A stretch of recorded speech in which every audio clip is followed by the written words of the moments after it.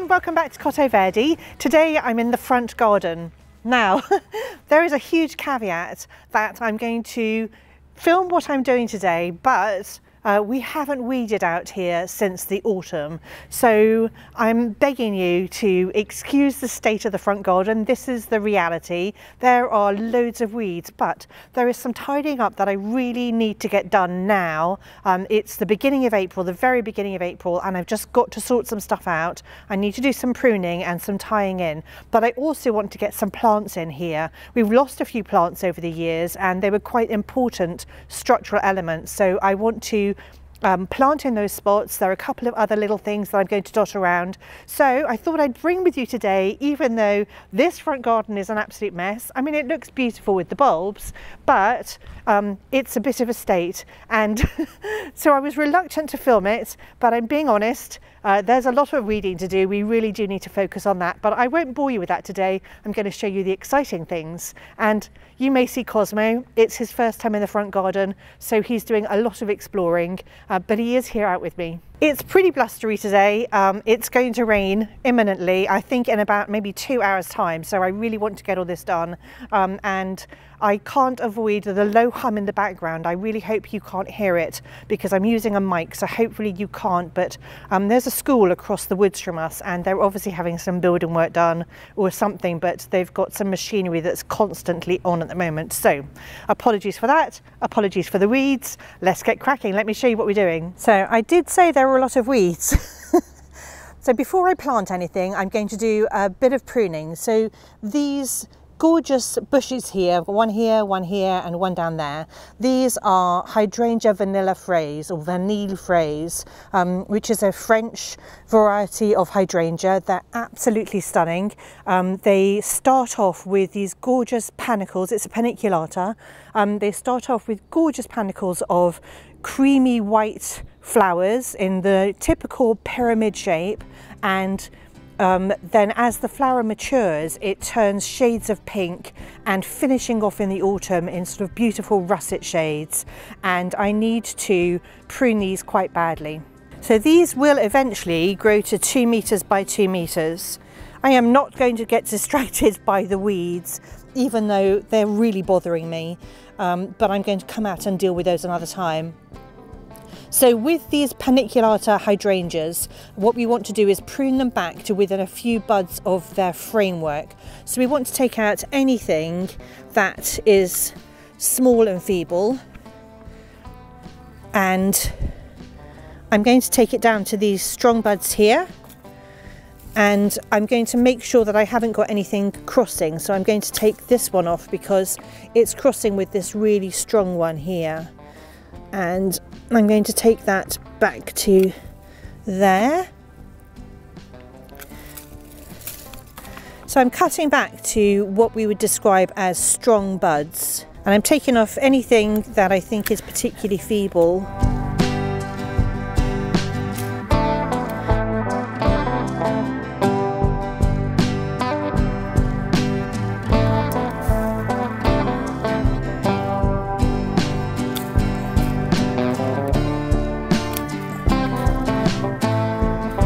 It's fairly easy to prune at this time of year because it's very easy to see the buds. So I like to do it now. Oh, these weeds are really bothering me. Does that happen to anyone else? But I don't want to get distracted because I've got to get this pruning done. I do find with hydrangeas that we have to be really brave because I don't really want to cut them back as much as I am. I want all the flowers, but I'm going to cut them back.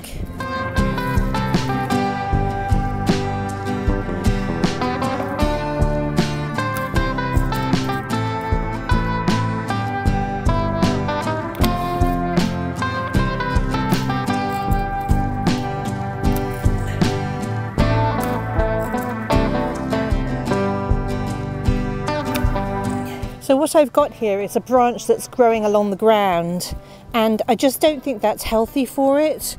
So I'm actually going to take all of this growth off right back to where this one is growing upwards. That was quite hard to do. So the only one that's a bit taller is this one, but it's got 3 buds coming out of it, so I wanted to save it. And then this is quite open. I'm quite happy with that.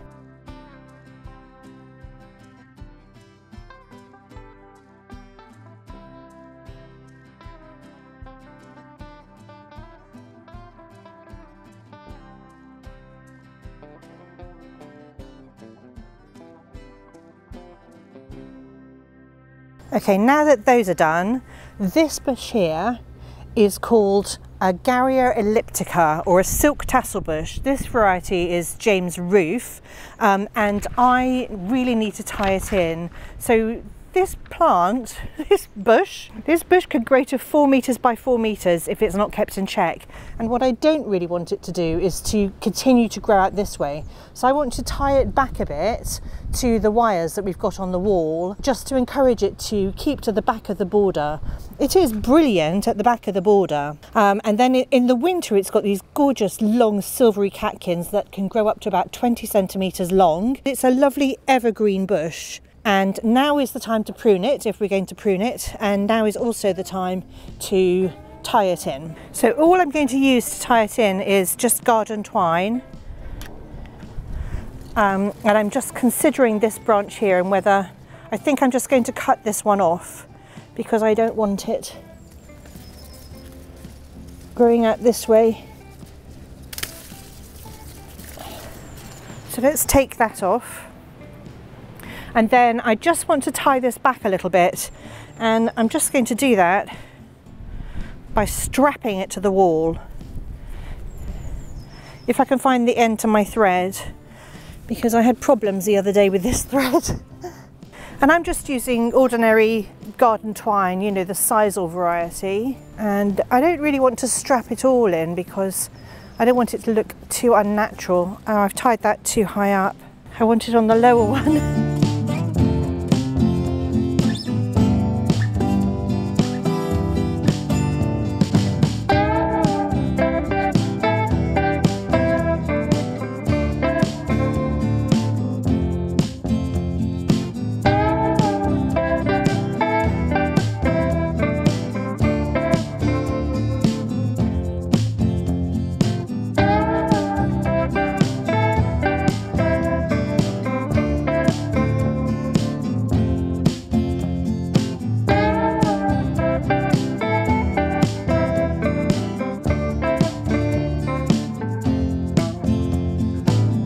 Right, that is tied back sufficiently well. So these are the silk tassels.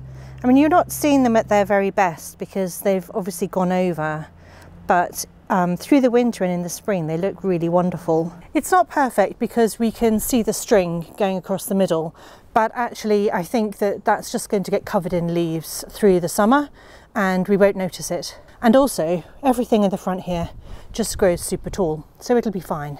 Now the other things that I need to prune out here are my hydrangea limelights, which I have over here. There are 3 of them, and I've never pruned these because they just looked, well, not very healthy when I first got them. So I've let them settle in and root in for a year or 2, and now we're going to have to prune them. Whilst I'm here, I'm going to plant this. This is a sweet woodruff, or Galium odoratum. And the leaves, the foliage is supposed to smell incredibly sweet. I mean, it does smell nice. And then it's going to get these gorgeous little white flowers. They're just starting to shoot. And they will be here, I think, from April till June. It's going to grow to 30 centimetres tall, so about 1 foot, and 90 centimetres wide. And I should be able to divide it and spread it around in years to come. So I've got 3 of these. I'm planting 1 here, 1 down there, and 1 down there. And it's just a really wonderful ground cover. What I might do is tidy up last year's growth. Apparently with this plant the fragrance is going to intensify as the plant matures, and these flowers are edible. They make great cut flowers. They're wonderful. You can bring the leaves in for a pot puree, you know, something to scent your home. It's fully hardy and really well suited to a shady area or a shady woodland, and I'm planting it under an overhanging tree from next door's garden. You can hear all the roots breaking from the tree next door. Now I am going to put my usual plant food in it, in the bottom of the hole, just to encourage it. Hey Cosmo. Hey you. It's a little bit, well, there's actually just lots of nice roots. So the reason I'm planting this here is it's an incredible ground cover, and we really need it in this spot. In fact, we need it in the front garden because I just don't want to spend my whole life weeding the front garden. And as with everything you're planting, even in the rainy season, like this time of year, it's important to water it in afterwards because that will help settle the soil around the roots, because we don't want any air pockets where the roots are, because then they just can't grow. And there's no guarantee that pushing the soil in like this is going to fill those air pockets, whereas if you water it, then the little particles will just sink to the bottom. I've made a mess of the mulch, but we won't worry about that. Oh, and I forgot to put my plant tag in. Does anyone else find they need plant tags because they forget what they planted? I mean, that will get covered eventually, I won't be able to see it.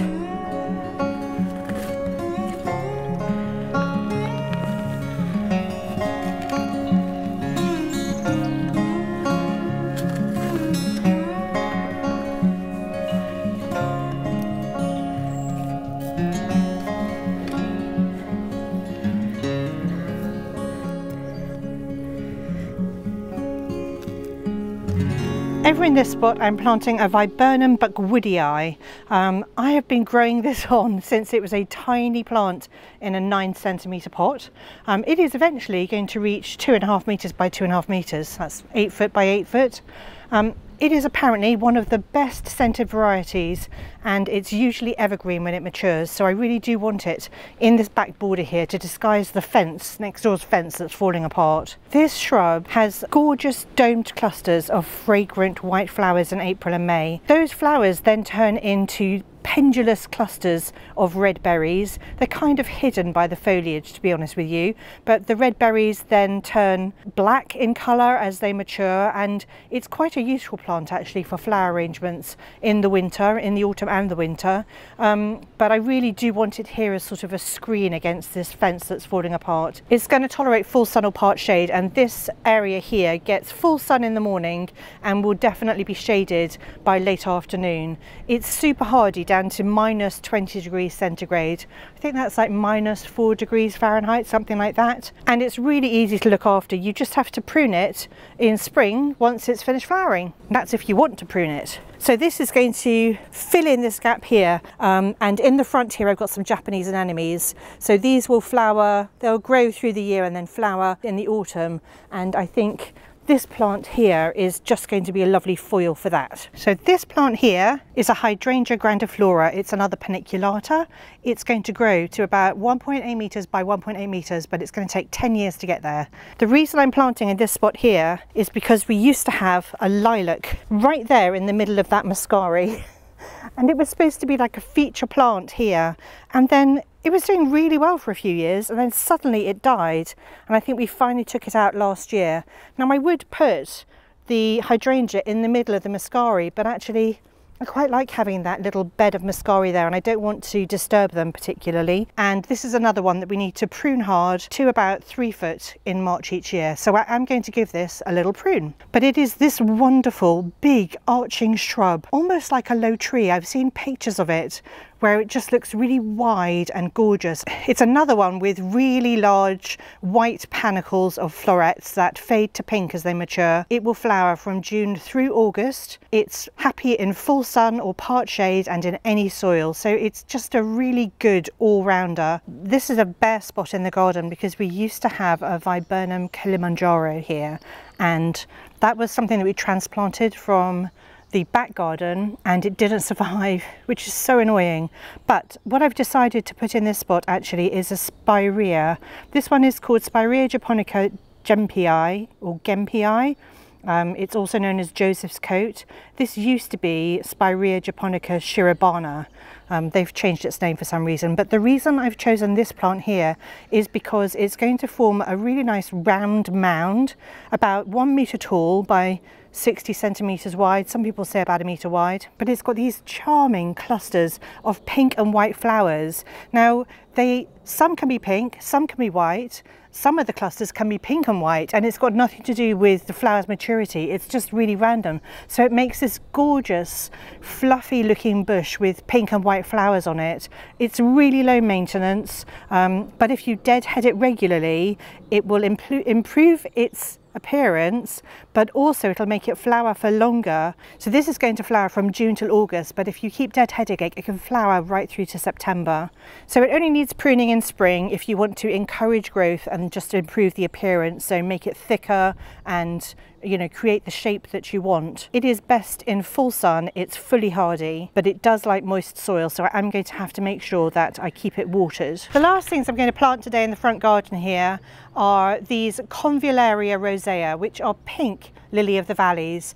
They're only going to grow to about 20 centimetres tall, but they will spread. They're going to spread a lot, hopefully.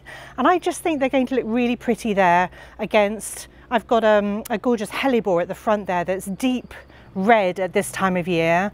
The flowers aren't as deep red as that, but obviously when they fade you get these bracts and they're just deep red, and I think the pink lily of the valley will look really cute. And I've also got a rebs, or a flowering currant, in the background that's got shades of pink and peach and yellow, and I think the pink lily of the valley is going to look really sweet. At the back there's also a euphorbia, which has got a nice lime greeny colour. So lily of the valley smell wonderful and they love a shady spot, and they're just, as I said, they're going to multiply like crazy, so I'm really happy to have them here. I would like them to multiply. I've got 5 pots here. Most of them have got at least 2 bulbs in, and so I'm just going to plonk them in. Hopefully, because they're shooting already, I'm hoping I'll get flowers this year. And to be honest with you, I'm just planting them quite randomly. I've got a little red heuchera at the front here that looks quite sweet. And this one's got 3 and I can see a flower starting already.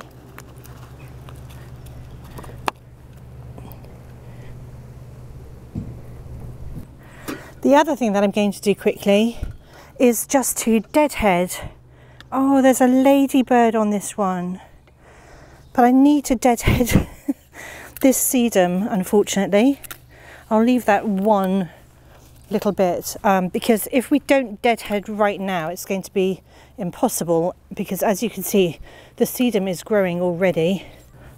I mean, really I should have done this a bit sooner, but our front garden tends to get neglected because we've got so many projects in the back garden. So I'm just cutting them down as far as I can.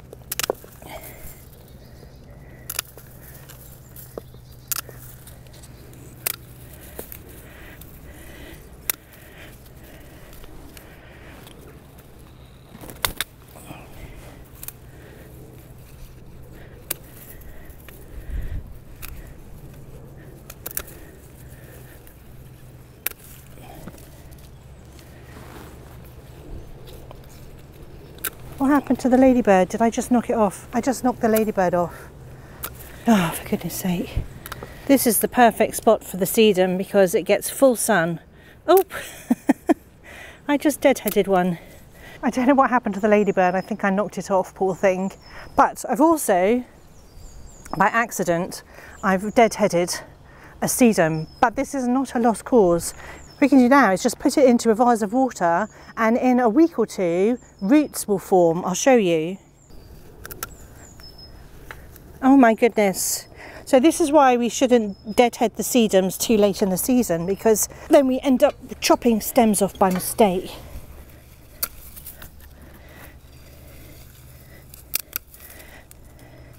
And whilst I don't mind propagating the sedum, I don't really need more of it. And I'd rather have the flowers in this border.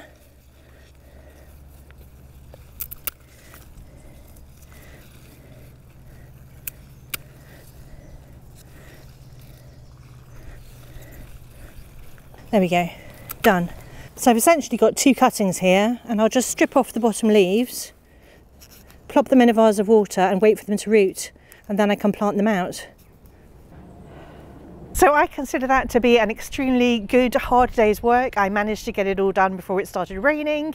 I really hope that you've enjoyed this video, coming along in the front garden with me today, and you found it interesting and fun and useful. And if you have, do give the video a like, because it really does help me. And if you want to see more videos like this and you haven't subscribed yet, then do subscribe. Thank you to everybody who's subscribed. It's so wonderful to think that so many people are interested in what we're doing here in our walled garden, but also so lovely to be able to chat to everyone in the comments. I really do love it when you know, people message me and we can have a chat about what's going on in each other's gardens. It's wonderful. I love that so much about the YouTube channel. Anyway, just wanted to say thank you, and thank you so much for watching this video. I'll see you all next time.